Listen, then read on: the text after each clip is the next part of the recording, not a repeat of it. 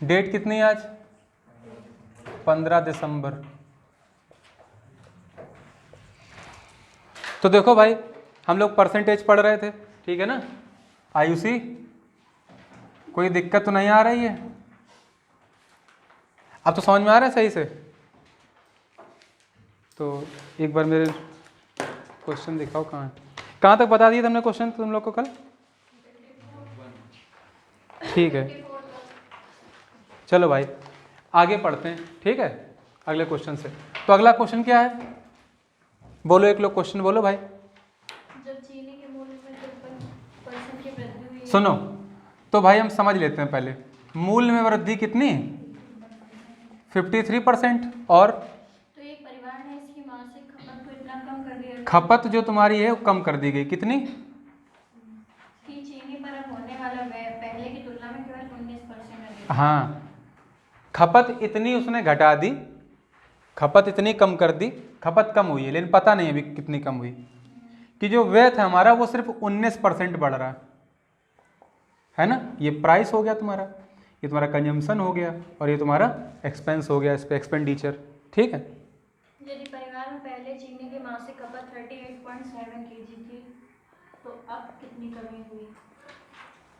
पहले खपत कितनी थी? इतनी खपत पहले ये थी, वो अब पूछ रहा है ना, वर्तमान खपत कितनी, ये तो पूछ रहा है। तो देखो भाई, हमने तुम्हें कल तरीका बताया था कि डायरेक्ट हम कैसे खपत निकालेंगे जब तुम्हारा व्यय और मूल्य का दिया गया हो। तो इनको पहले चेंज किस में कर लो, या तो अनुपात में कर लो तो बड़ा हो जाएगा तरीका। डायरेक्ट करना है तो डायरेक्ट मेथड में बता दिया क्या होता है मेथड। तुम मूल्य में जो वृद्धि है उसको लिख लो। तो मूल्य 100 से 53% बढ़ रहा है ना, कितना हो रहा है? 153%। और जो व्यय है वो कितना बढ़ रहा है? 19%। तो व्यय हो कितना गया? यही तुम्हारे कंजम्पशन का क्या हो जाएगा? पिछला और नया अनुपात। कैसे निकाला मैंने पिछले वीडियो में ब्रीफ किया, उसको समझ लेना जाके, ठीक है। ये परसेंटेज यहाँ से कट जाएगा, 17 सत्ते 119, 17 से काटेंगे 9 बार 153, तो 9:7 आ जाएगा कंजम्पशन। अर्थात पहले 9 किलो अगर हम खाते थे तो अब परिवार कितनी खा पाएगा? 7 किलो नहीं खा पाएगा। उसने दे रखा है कि पहले जो खपत थी वो कितनी थी? 38.7 किलोग्राम। मतलब यहाँ की जो 9 इकाइयाँ हैं, ये 9 इकाइयाँ किसको रिप्रेजेंट कर रही हैं? 38.7 kg को। तो अब क्या पूछा गया है? वर्तमान मासिक खपत में कितनी कमी हुई? कितनी कमी हुई। तो भाई ये थोड़ी ना कि 9 के बराबर इसको करो, फिर इसको तुम कट करो, 7 निकालो, फिर कितनी कमी हुई वो निकालो। भाई तुम्हें कमी तो निकालनी है, तो कमी कितनी हो रही परसेंटेज वाइज? 2 की हो रही। तो तुम्हें 2 इकाई का मान निकालना, जबकि 9 इकाई कितनी दी गई हैं? 38.7। काट दो, 9 से काटेंगे, 9 चौको 36, 2 9 3 27, मतलब 1 इकाई का मतलब 4.3।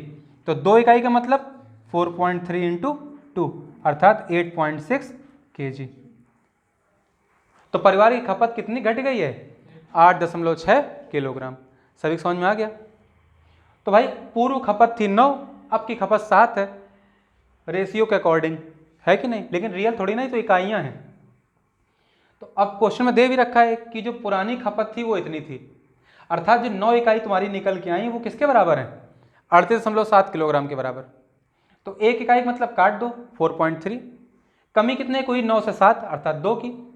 तो कमी तो निकालनी है। अगर वो पूछता अब कितनी खपत हो रही तो 7 का मान निकालते, तो 7 गुणते होता 4.3।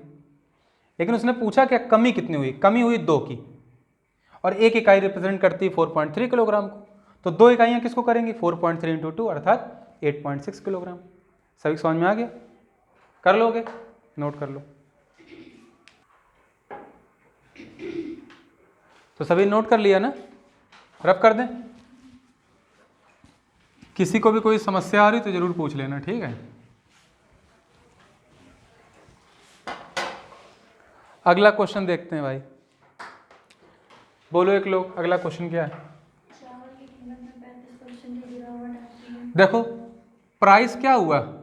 35% गिर गया, तो -35% होगा कि नहीं? क्योंकि गिरा है तो -35%।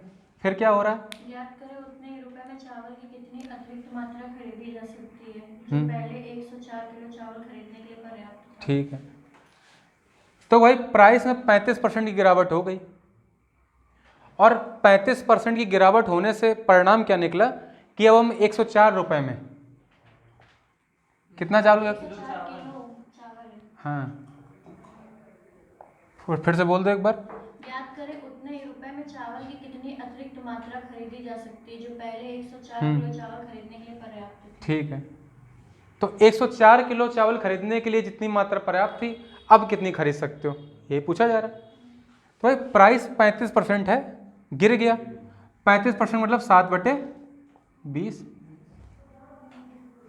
तो भाई उतनी मात्रा खरीदनी, ठीक है ना, उतने रुपए में, सॉरी, अगर रुपए उतना ही खर्च करो, एक्सपेंस तुम्हारा कांस्टेंट है, इसका मतलब जो कंजम्पशन का रेशियो होगा वो पलट जाएगा, जो प्राइस का रेशियो उससे हो जाए कि नहीं। तो प्राइस का रेशियो हमारा क्या है? 20 था पहले, घट गया, अब कितना रह गया? 7 घट गया, कितना बचा? 13। तो हमारा कंजम्पशन क्या हो जाएगा? 13 से 20 हो जाए कि नहीं। तो पहले क्या था, हम इतने रुपए में कितना चावल खरीद सकते थे? 104 किलो खरीद सकते थे कि नहीं। तो भाई यहाँ 13 खरीद सकते थे, और वहाँ हम कितना खरीद ले रहे हैं क्वेश्चन के अकॉर्डिंग? 104 किलो। तो 13 बराबर 104 के, तो 1 बराबर किसके? 8 के। तो पूछ रहा है कि अब कितना चावल खरीद लेंगे। तो भाई पहले 13 खरीद सकते थे, अब कितना इकाई? 20 इकाइयाँ। तो 1 इकाई 8 को दिखाती, तो 20 इकाई 20 गुणित 8 अर्थात 160 किलोग्राम। तो हम कितना चावल खरीद लेंगे? 160 किलोग्राम। कितना अधिक खरीद लिया है? तो भाई 13 और 20 का अंतर 7, 7 अट्ठे 56 किलोग्राम। घटाओगे तब भी 160 में 104 तब भी 56 ही आएगा। समझ गए? तो देख लेना क्वेश्चन में पूछा क्या गया। अब कितनी मात्रा खरीदी जा सकती? 160 किलोग्राम आंसर। लेकिन कितनी अधिक मात्रा खरीदी जा सकती है? तो 104 से 160 खरीद सकते हो ना, तो कितना खरीद सकते हो? 56 किलोग्राम। लेकिन निकालने के लिए ये नहीं कि इसको निकालो, भाई 13 से कितना? 20 बढ़ रहा, 7 बढ़ रहा है, मतलब 7 इकाइयाँ ज़्यादा खरीद सकते हैं। 1 इकाई 8, तो 7 इकाइयाँ 7 अट्ठे 56 किलोग्राम। समझ में आ गया सभी को? किसको नहीं आया पूछो, कोई डाउट किसी को? तुम्हें है, ठीक है, तो क्या नहीं आ रहा बताओ। पहले तो देखो उसने क्वेश्चन में क्या दिया है कि जितने रुपए में 104 किलो खरीद सकते थे, उतने ही रुपए में आप कितना खरीद सकते हैं, ये तो पूछा। तो 104 किलो क्या था? खपत थी ना पहले, और जितने रुपए तब खर्च कर रहे थे उतने रुपए अब भी खर्च कर रहे हैं। इसका मतलब जो हमारा खर्च था वो अभी भी कैसा है? कांस्टेंट है। अगर पहले 500 खर्च करते तो अभी कितना खर्च कर रहे हैं? 500। और जब भी खर्च कांस्टेंट होता है तो प्राइस और कंजम्पशन ये एक दूसरे क्या रिवर्स रेशियो में चलते हैं। चलते हैं कि नहीं? चलते हैं ना, ये बात पता। तो ये प्राइस हमारा 35% घट गया है, मतलब 35% मतलब 7/20। तो अगर पहले 20 खरीद सकते थे, सॉरी 20 रुपये चावल कीमत थी, तो अब कितनी? 20 का 35%, 7 कम, कितनी? 13। तो प्राइस 20 से 13 रह गया। इसका मतलब खर्च अभी वही कर रहे हो, इसका मतलब कंजम्पशन बढ़ जाएगा तुम्हारा। कितना हो जाएगा? 13 से 20 हो जाएगा। पहले कितना खरीद सकते थे चावल? 104 किलोग्राम। तो यहाँ पे 13 इकाइयाँ खरीद सकते हो, और यहाँ पे 104। तो एक इकाई किसको दिखा रही है? 8 किलो को।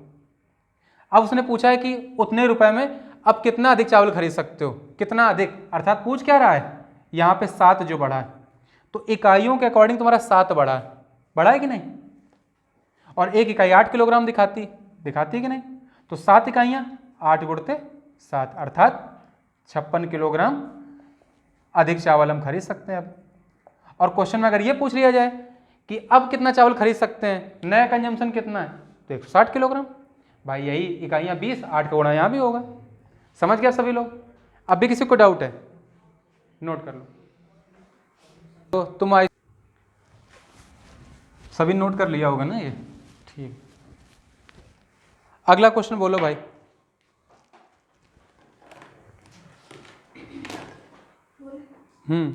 दाल के मूल्य में 32% की वृद्धि के कारण एक व्यक्ति अपने उपभोग में इस प्रकार दाल के मूल्य में कितनी वृद्धि हो गई?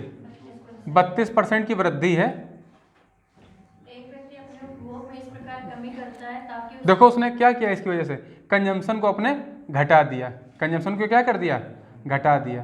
फिर कि उसके खर्च में केवल 10% की वृद्धि हो। और उसने इस प्रकार से घटाया कि उसका जो एक्सपेंस है उसमें सिर्फ वृद्धि कितनी हुई, 10% की। तो फिर यदि मूल्य बढ़ने के पश्चात वह 150 किलोग्राम, हाँ, मूल्य जब बढ़ चुका है तब वो 150 किलोग्राम खा रहा है चीज़।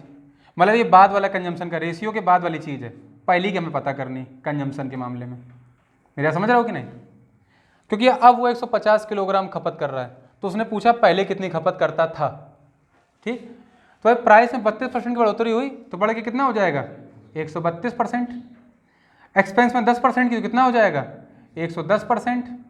यही जो रेशियो होता है यही हमारा क्या होता है, कंजम्पशन का रेशियो। परसेंट डाउन, ये 0 गया, नहीं कटेगा। 22 पंचे 110, 22 छक्का 132, 22 से कट जाए कि नहीं? तो 6:5 के अनुपात में कंजम्पशन घट गया। अब वो कह रहा है कि अब जो कंजम्पशन है वो 150 किलोग्राम है। ये तो इकाइयों में सॉल्व किया ना तुमने, रेशियो में, लेकिन ये रियल वैल्यू थोड़ी ना है। एक्चुअल में क्या है, उसने अब खपत उसकी कितनी, 150, और तुम्हारे क्वेश्चन में ये दी गई ना बात की खपत। तो 5 बराबर किसके, 150 के, तो 5 एकन्ना 5, 5 काटेंगे 30, अर्थात 1 बराबर किसके, 30 किलोग्राम के। तो पहले खपत कितनी थी, 6 इकाई, तो 1 इकाई 30 को दिखा रही, तो 6 इकाई 6 गुणते 30 अर्थात 180 किलोग्राम। तो खपत कितनी घट गई, 6 से 5 हुई, 1 घटी, 1 का मतलब 30 किलोग्राम था। अगर ये पूछे तो 30 किलोग्राम आंसर, और ये पूछे कि पहले खपत कितनी थी, तो 30 गुणते 6, क्योंकि पहले 6 इकाई खाते थे, तो 180 किलोग्राम। अब समझ में आने लगा बराबर कैसे हो जाते हैं ये, क्योंकि ये तो इकाइयाँ हैं ना, ये एक्चुअल वैल्यू थोड़ी ना। 5 की जो इकाई है वो किसको दिखा रही, 150 को। जैसे हम लोग पैमाना मानते थे, 1 सेंटीमीटर बराबर 10 किलोमीटर, तो 5 सेंटीमीटर बराबर 50 किलोमीटर। क्या वो 50 किलोमीटर है क्या 5 सेंटीमीटर, नहीं ना, पैमाना था उसको दिखाने के लिए। तो भाई हम इसमें सॉल्व करते हैं इकाइयों में, और उसके बाद इकाइयों की तुलना करेंगे एक्चुअल वैल्यू से, और जो हमें फाइंड करना होगा उसको फाइंडिंग को हम पता कर लेंगे। ठीक है, नोट कर लो।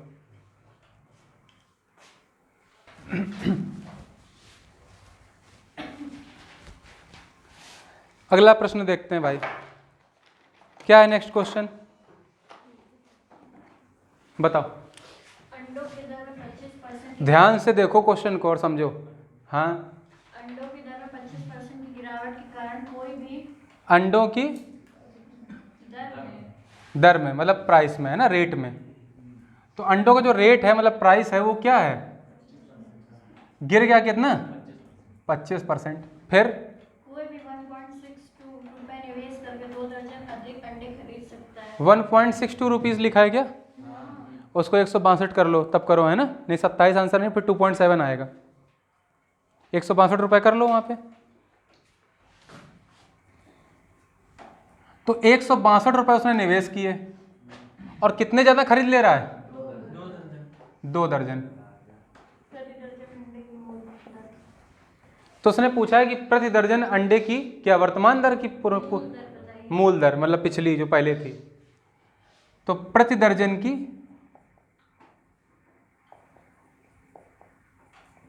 मूल दर मतलब मूल भाव निकालना। भाई दर क्या होती है, जिस रेट पे कोई चीज़ हमें मिलती है तो रेट ही तो लिखा है, ये प्राइस ही तो है। प्राइस कितना, 25 रुपये पर दर्जन हो सकता है, 50 रुपये पर दर्जन हो सकता है, नहीं हो सकता है क्या। अब बोला गया रहा प्राइस 25% घट गया, और ऐसा होने से 162 रुपये में 2 दर्जन ज़्यादा मिल गए। मतलब हम पहले 162 रुपये खर्च कर रहे थे, अब जब 162 खर्च कर रहे हैं तो 2 दर्जन ज़्यादा मिल रहे हैं। तो प्राइस कितना, 25% घट गया। 25% रेशियो में कितना हो जाएगा, तो प्राइस कितना हो गया बताओ, 25% मतलब 1/4। मतलब पहले अगर 4 रुपये कीमत थी तो अब घट के कितनी, 1 रुपये घट गई, कितनी बची, 3। यही अनुपात हो गया। मतलब पहले प्राइस 4 रुपये था, अब कितना रह गया, 3 रुपये। एग्जाम्पल बता रहे हैं, है ना, ये इकाइयाँ लिखी। अब तो हमें बताओ कि अगर अभी भी 162 खर्च कर रहे हो, पहले भी 162 खर्च करते थे, तो अंतर तो सिर्फ इतना पड़ा है कि 2 दर्जन ज़्यादा खरीद ले रहे हो। तो इसका मतलब जो हमारा एक्सपेंडिचर था वो तो अभी भी कांस्टेंट है, और इस वजह से क्या हमारा जो कंजम्पशन होगा वो रिवर्स नहीं हो जाएगा प्राइस का, तो रेशियो चेंज होकर क्या हो जाएगा, 3-4। समझ रहे हो कि नहीं। अब हुआ क्या, तो हमारा जो कंजम्पशन था पहले 3 इकाई था, अब कितना हो गया, 4 इकाई। तो यहाँ कितना अंतर पड़ा? 1 का, और सवाल में 2 दर्जन का। यहाँ पे 1 का और सवाल में 2 दर्जन का। तो उसने पूछा मूल रूप से कितने रुपए दर थी। तो भाई 1 बराबर दिखा रहा 2 दर्जन को, तो यहाँ तो मूल ये 3 है ना, तो 3 बराबर कितना हो जाएगा? 6 दर्जन। अर्थात पहले हम कितने 6 दर्जन अंडे खरीद सकते थे। कितने रुपए में? 162 रुपए में। तो पहले प्राइस क्या था? प्राइस क्या होता है? खर्च मतलब एक्सपेंस अपॉन कंजम्पशन। तो एक्सपेंस कितना था? 162 रुपए का, और कितना मिलता तब? 6। तो कितना आ जाएगा? 27 रुपए पर दर्जन। होगा कि नहीं बताओ? किसी कोई दिक्कत? तो मूल भाव क्या था? 27 रुपये पर दर्जन। समझ में आ गया सभी को? कोई दिक्कत तो नहीं हुई इसमें? पूछे अब रेट क्या है? तो भाई अब 162 रुपये में तुम कितने अंडे खरीद ले रहे हो? 8 दर्जन। नहीं खरीद ले रहे हो तो काटो, 2 से काटेंगे 81, 2 से काटेंगे 4, भाग दो 20.25 रुपये पर दर्जन। मतलब अब जो नया भाव है वो क्या है? अब 1 दर्जन अंडे का भाव कितना है? 20 रुपये 25 पैसे। समझ रहे हो कि नहीं? तो पहले 27 रुपये के मिलते थे 1 दर्जन, तो हम 6 दर्जन खरीद पाते थे, लेकिन अब 20 रुपये 25 पैसे के मिल रहे हैं 1 दर्जन, तो हम कितने खरीद लेंगे इतने रुपए में? 8 दर्जन। 2 दर्जन का अंतर नहीं आया? समझ में आ गया सभी को? कोई दिक्कत किसी को? नोट कर लो, नोट कर लिया सभी ने? अच्छा अब हमें एक चीज बताओ भाई, सेम क्वेश्चन को, इसका लॉजिक भी तो है। क्या लॉजिक? तुम्हारा प्राइस कितना रिड्यूस हुआ? 25%। क्यों भाई? रिड्यूस हुआ ना। और अगर ये 25% प्राइस घट गया, इसका परिणाम तुम्हारा क्या निकला है? इसका परिणाम ये तो निकला है कि तुम अब 2 दर्जन अंडे ज़्यादा खरीद सकते हो। नहीं खरीद सकते हो? तो कुल मिला के 2 दर्जन अंडों का भाव अगर हम निकालें तो कितना होगा? 162 रुपये में तुम खरीद रहे थे, 162 रुपये खरीद रहे थे अंडे, और 162 के भाई जितना प्राइस गिरेगा उतनी चीज़ तो ज़्यादा खरीद लोगे। तो क्या 162 का 25% तुम ज़्यादा नहीं खरीद लोगे? कुल मिला के 2 दर्जन अंडों की कीमत क्या है? इस 162 का ही 25%। नहीं, 2 दर्जन क्यों ज़्यादा खरीद पा रहे हो? 2 दर्जन अंडे से क्यों ज़्यादा खरीद पा रहे हो? क्योंकि प्राइस गिर गया 25%। कुल मिला के जितना रुपए लेके गए हो, 25% भाव गिरने से तुम 2 दर्जन अंडे ज़्यादा खरीद ले रहे हो। इसका मतलब जितने रुपए तुम्हारे पास हैं उसका 25% रुपए के ज़्यादा अंडे खरीद रहे हो। बात समझ में नहीं आ रही? तुम्हारे पास 500 रुपये हैं और किसी चीज़ का भाव 20% गिर गया है और तुमने 2 किलो ज़्यादा खरीद ली उसमें। तो भाई एक्चुअल में 2 किलो तुमने ज़्यादा कैसे खरीद ली? क्योंकि 500 रुपये में 20% तुम्हारे पास ज़्यादा हो गए पैसे अब। तो इस प्रकार यहाँ 162 के 25% रुपये ज़्यादा नहीं तुम्हारे पास इस समय चीज़ें खरीदने के लिए, क्योंकि भाव कितना गिर गया? 25%। तो जितने भी रुपए तुम्हारे पास हैं इसके 25% चीज़ ज़्यादा खरीद लोगे। तो क्वेश्चन में हम ये खरीद रहे हैं और दिया क्या गया है साथ में कि ये चीज़ में इतने में, यही 25% तुमने कहाँ लगा दिया? 162 का इन 2 दर्जन अंडों खरीदने में। समझ रहे हो कि नहीं? 2 दर्जन क्यों ज़्यादा खरीद पाए? क्योंकि भाव 25% गिर गया। कितने का 25%? 162 का। मतलब ये जो कीमत है 162 का 25%, ये 2 दर्जन अंडे ज़्यादा खरीदने में तुम्हारे लिए कारगर हो सकी। खरीद सके ना ज़्यादा तुम लोग इससे। तो भाई 2 दर्जन अंडों का भाव ये दिया गया है, तो 162 गुणते 25% मतलब 1/4। काटो 2 दूनी 2 से काटेंगे 81। तो 1 दर्जन अंडों का भाव निकालना था, क्या हो जाएगा? 1 दर्जन का भाव 81 बटे ये 2 नीचे आएगा, तो कितना? 2 दूनी 4, अर्थात 20 रुपये प्रति। ये रुपए आए ना मेरे, ये रुपए लिखे थे ना? क्या ये रुपए नहीं थे? 162 के 25% रुपए, इसी में तो खरीद लोगे 2 दर्जन अंडे। तो 1 दर्जन की कीमत क्या हो जाएगी?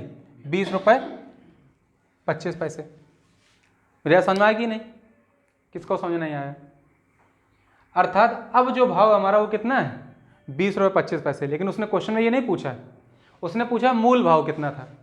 तो भाई अगर प्राइस तुम्हारा 4 से घट के कितना 3 रह गया, भाई 25% मतलब कितना 1/4, तो पहले 4 था, अब कितना रह गया 3, तो कंजम्पशन क्या हो जाएगा 3 से 4, नहीं हो जाएगा क्या?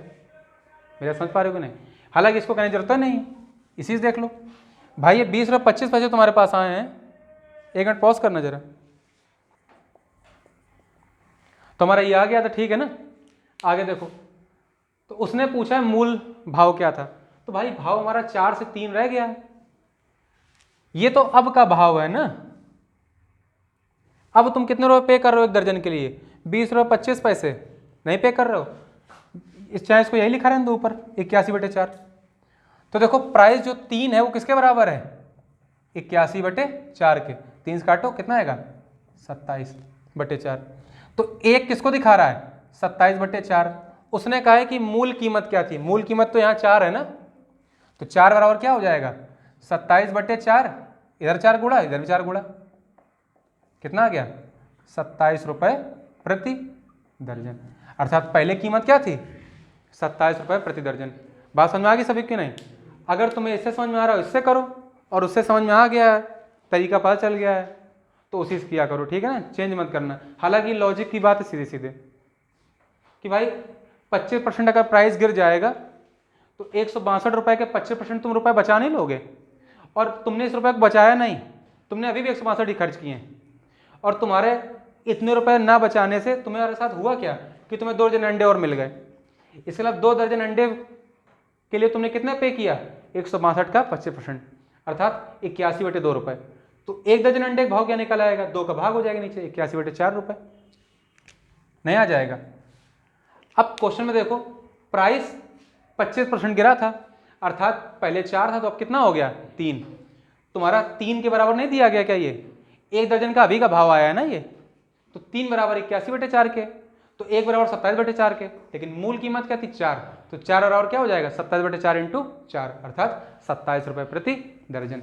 अब तुम यार ये सोचो कि तुम कोई चीज़ खरीदारी करने जा रहे हो, कुछ सामान लेने जा रहे हो, तो कितने इंपॉर्टेंट है क्वेश्चन, तुम गुणा भाग नहीं कर पा रहे हो। मम्मी ने पूछा बउआ हमने 5 किलो आलू के लिए 50 रुपये किए हैं, 1 किलो कितने पड़े, तुमको यार मम्मी कैलकुलेटर को निकालना है, रुको, फिर 50/5 किया 10 रुपये का है मम्मी। बात समझ रहे हो कि नहीं? तो ये थोड़ा ना किया जाता है। अगर तुम्हारे यहाँ 50 लीटर दूध आया एक दिन में और 1 लीटर दूध की कीमत 67 रुपये है, तो कितने रुपये पे किया शिवानी 67 × 50। बात समझ रहे हो कि नहीं? तो ये दैनिक जीवन के क्वेश्चन है, और इसीलिए एसएससी में कंपटीशन में यही पूछे जाते हैं। ब्याज बट्टा मूलधन क्यों पूछा जाता है, क्यों रेल दूरी चाल समय पूछा जा रहा है, जो व्यवहारिकता क्वेश्चन है। क्या तुमसे इसमें समाकलन लगवाया जा रहा है क्या? नहीं लगवाया जा रहा है ना, उसकी जरूरत ही नहीं है यहाँ पे, ठीक है ना। तुम किसी जॉब में जा रहे हो, सिविल जॉब्स हैं सारी, नहीं है, income tax inspector, custom inspector, excise inspector, clerk वगैरह, बैंक वगैरह। तो बैंक में मूलधन मिश्रधन काम है या समाकलन का काम है? कि तुमने जैसे कोई आया कंज्यूमर, तुम्हारा एक ग्राहक, तुमने कहा समाकलन ऐसे करेंगे उसको फायदा, ठीक है ना। डिस्टर्बेंस हो गया थोड़ा वीडियो में, कोई दिक्कत नहीं। तो सभी लोग इसको तैयार कर लो। आज ट्यूसडे है, कल वेडनेसडे मैथ की फिर से एक क्लास है, इसको रिवाइज करो अच्छे से। कल लोग मैथ्स और बायो पढ़ेंगे, ठीक है ना। मिलते हैं फिर कल, हैं।